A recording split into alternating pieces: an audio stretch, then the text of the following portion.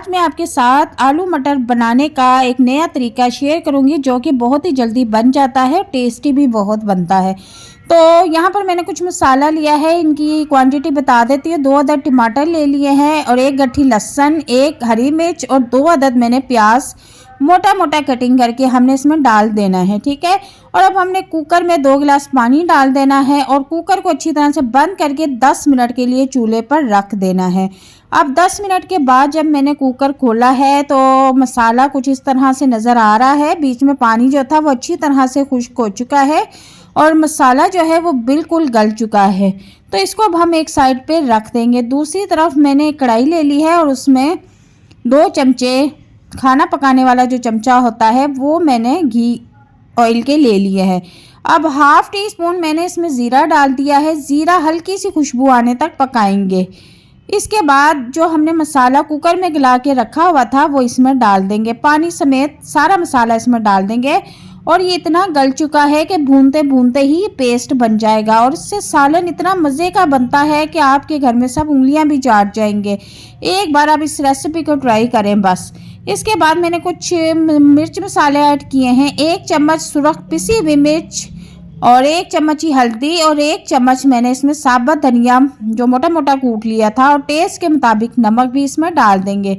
अब आप देख सकते हैं कि कितनी आसानी के साथ मसाला जो है वो नरम हो चुका है, पेस्ट बन चुका है। इससे सालन की जो ग्रेवी है वो बहुत टेस्टी और मज़े की बनती है। तो यहाँ पर देखिए कि हमारा सारा मसाला अच्छी तरह से फ्राई हो चुका है। हर चीज़ जो है वो पेस्ट बन चुकी है और इसको मैंने काफ़ी देर फ्राई भी कर लिया है। बहुत मज़े की खुशबू आ रही है। और अब मैं इसमें मटर ऐड कर दूंगी। आधा किलो मैंने मटर लिए थे जो कि मैंने छील के रख लिए थे और अच्छी तरह से वॉश करके आपने पहले मटर डाल लेने हैं क्योंकि मटर जो है गलने में थोड़ा सा टाइम लेते हैं। तो आलू डालने से सिर्फ 3 मिनट पहले आपने मटर डालने हैं। इसके बाद मैंने आधा किलो ही आलू लिए हैं। आधा किलो मटर, आधा किलो आलू, इन दोनों चीज़ों को अब हम काफ़ी देर तक फ्राई करेंगे, ठीक है। फ्राई करते हुए हम सालन को बनाएंगे और इसी दौरान भूनते हुए मैंने यहाँ पर 2 अदद हरी मिर्चें छोटे छोटे टुकड़ों में कटिंग करके डाल दी है। इससे इसका फ्लेवर ज़रा आप देखना कितना ज़बरदस्त आता है। और इसको अच्छी तरह से हम भुनाई करेंगे। तकरीबन 10 मिनट तक आपने आलू मटर को भूनना है। फिर इसका टेस्ट आप देखना कि कितना मज़े का हो जाता। पानी डाल के आपने पानी में नहीं पकाना, पहले इसको 10 मिनट तक भून लेना है। उसके बाद हस्बे जायका आपने इसमें पानी डालना है, ठीक है। मैंने यहाँ पर थोड़ा सा पानी डाला है और इसको मज़ीद मैं भून रही हूँ। अब यहाँ पर आप नमक टेस्ट कर लें। नमक मिर्च अब अपने टेस्ट के मुताबिक और इसमें ऐड करना चाहते हैं तो इस स्टेज पे कर लें। इसके बाद मैं यहाँ पर 1 गिलास पानी डाल दूँगी।